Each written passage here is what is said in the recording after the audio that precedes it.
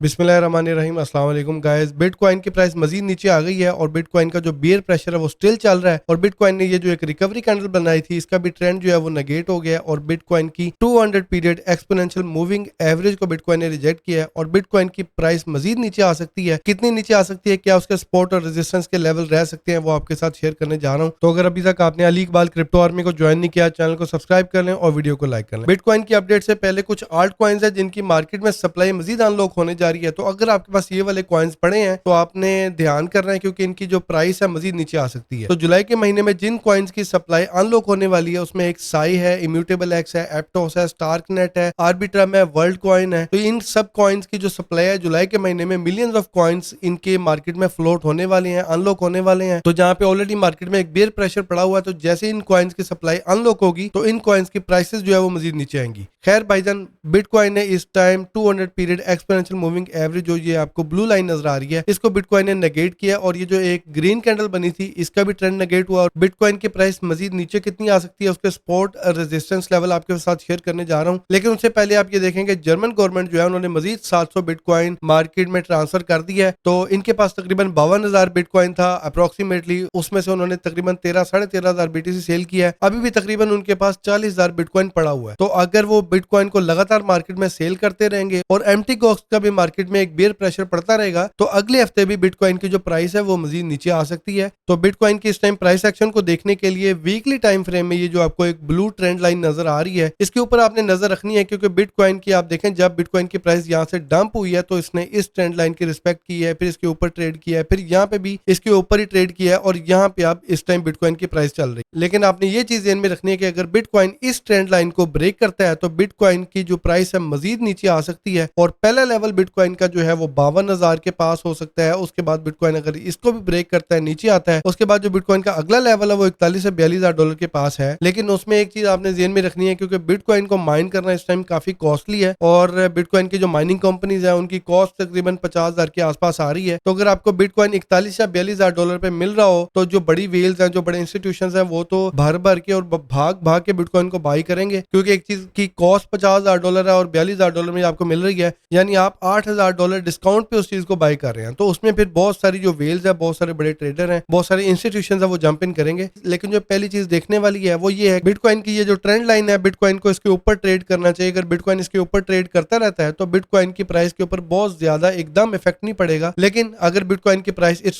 Trend line से नीचे आती है, इस सपोर्ट को ब्रेक करती है, फिर नीचे आती है, तो ये जो सपोर्ट है ये बड़ी इंपॉर्टेंट हो जाएगी। ठीक है जी। तो मार्केट में अभी बेयर प्रेशर जो है उसमें मजीद 2 से 3 महीने लग सकते हैं। उसके बाद आपको पता है बड़ा कैटलिस्ट एक तो अमेरिका का इलेक्शन भी होने जा रहा है। इथीरियम की जो ईटीएफ की अप्रूवल है वो भी बहुत इंपॉर्टेंट है क्योंकि अगर इथीरियम का ईटीएफ अप्रूव हो जाता है तो बहुत सारे एनालिस्ट ये कह रहे हैं कि इथीरियम अकेला ही पूरी मार्केट को उठा देगा। तो अभी करंटली बिटकॉइन की मैसिव सप्लाई मार्केट में अनलॉक हो रही है जिसकी वजह से बिटकॉइन की प्राइस के ऊपर काफी ज्यादा बेयर प्रेशर पड़ा हुआ है और मार्केट में फंड भी बहुत ज्यादा है और फियर वाली कंडीशन भी है। मार्केट में दो तरह के लोग इन्वेस्टमेंट करते हैं, एक शॉर्ट टर्म और एक लॉन्ग टर्म। जिन लोगों ने शॉर्ट टर्म इन्वेस्टमेंट की हुई है वो मार्केट में लिक्विडेट भी हो रहे हैं, अपने पैसा निकाल भी रहे हैं और मजीद डिप का इंतजार कर रहे हैं कि नीचे वाली प्राइस पे उसको बाई करें। और जिन लोगों ने लॉन्ग टर्म इन्वेस्टमेंट की हुई है वो इस डिप को बाई कर रहे हैं, जिसमें बड़े इंस्टीट्यूशंस हैं, जिनमें बड़ी कंपनीज हैं, गवर्नमेंट्स हैं, वो बड़े डिप को बाई करेंगी। और एल साल्वाडोर जो है वो आपको पता है हर रोज एक बिटकॉइन बाई कर रहा है, उन्होंने बहुत अच्छी डीसीए की स्ट्रेटेजी लगाई हुई है। और अगर आपकी लॉन्ग टर्म इन्वेस्टमेंट है तो शॉर्ट टर्म न्यूज और डाउट्स जो है उसको क्लियर करने के लिए आपको जूम आउट करना है। लॉन्ग टर्म में हाविंग के बाद बिटकॉइन 1 से 1.5 साल के बाद अपनी एक बड़ी मूव और अपना एक नया ऑल टाइम हाई बनाता है।